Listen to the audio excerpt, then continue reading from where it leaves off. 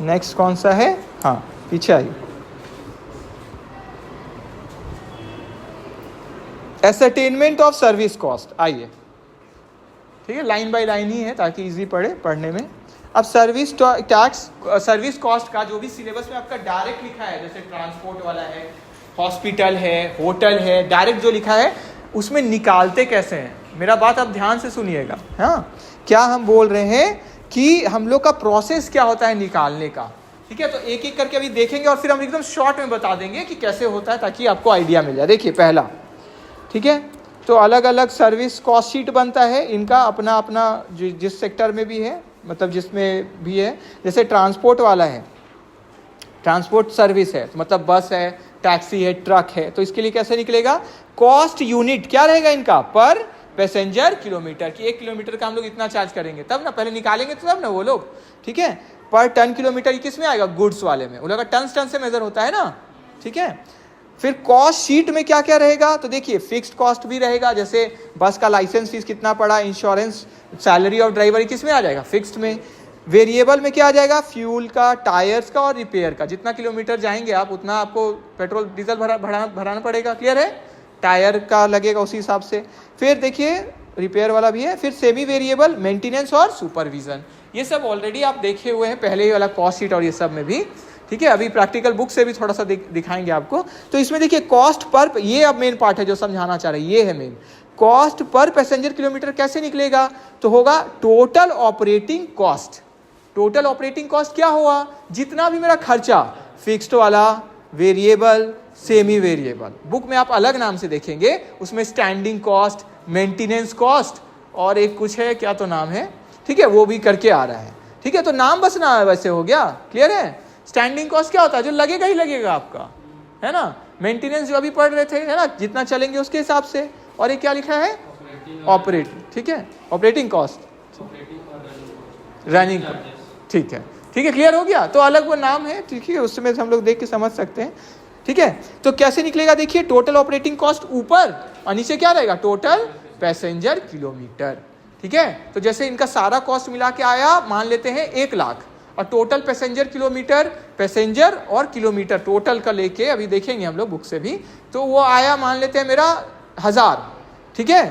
तो मेरा पर पैसेंजर किलोमीटर का कितना हो गया, 1 लाख डिवाइडेड बाई 1000 कितना हो गया, 100 रुपया, 100 हो गया, ठीक है। तो इस तरीके से हम लोग कॉस्ट निकाल लेते हैं कि एक हर पैसेंजर किलोमीटर का मेरा कॉस्ट। तो प्रॉफिट कमाने के लिए हमको थोड़ा एक्स्ट्रा लेना होगा ना, ठीक है, तभी ना 250 रुपया एक का लग रहा है ना। उनका कॉस्ट क्या होगा, कम होगा, ठीक है, हो सकता है तब ना उनको प्रॉफिट भी होगा। क्लियर हो गया, ठीक है।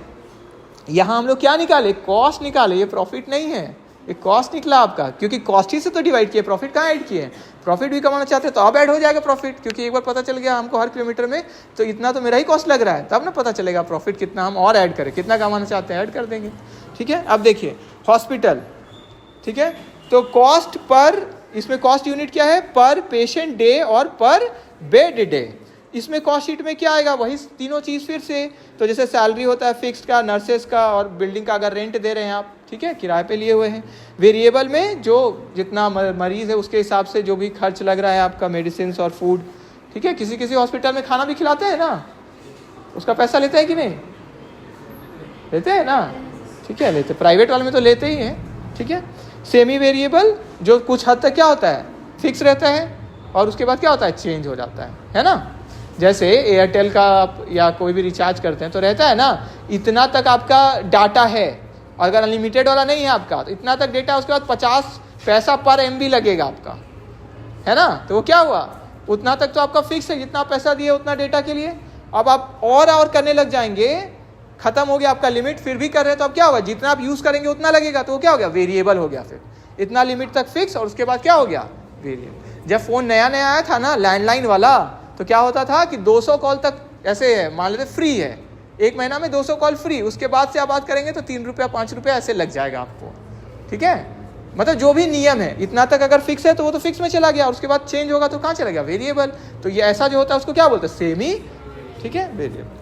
नेक्स्ट इसी तरह, तो इसका फॉर्मूला क्या बना, देखिए ऊपर में फिर से आप ध्यान दीजिए, ऊपर में फिर से क्या है, टोटल ऑपरेटिंग कॉस्ट, और डिवाइड किससे कर रहे हैं, पेशेंट डेज ट्रीटेड या पर दूसरा क्या था, पर बेड डे। दोनों में से जो भी आप ले रहे हैं, जो भी यूज करना चाहते हैं। क्लियर हो गया सबको? सिंपल में आप उधर मत देखिए, बस इधर देखिए, अब खत्म ही हो गया लगभग। वो जितना भी कॉस्ट है ऊपर, ऑपरेटिंग कॉस्ट पूरा ऊपर, सारा जिसमें कॉस्ट रहेगा, फिक्स्ड, वेरिएबल, सेमी वेरिएबल ऊपर, नीचे जिस बेसिस पे भी आप निकालना चाहते हैं। जैसे उसमें था पर पैसेंजर किलोमीटर, इसमें क्या है, पर बेड डे, या ठीक है ट्रीटेड वाला जो भी है, पेशेंट डे ट्रीट। कैंटीन में देखिए, अब सीधे हम टोटल पे बात करेंगे, ठीक है। कैंटीन का कॉस्ट पर मील देखिए, एक वाला का कॉस्ट कितना लग रहा है इनका, टोटल कैंटीन का कॉस्ट कितना आया, divided by number of meals served, कितना सर्व किए, तो एक मील का आ गया। क्लियर हो गया सबको?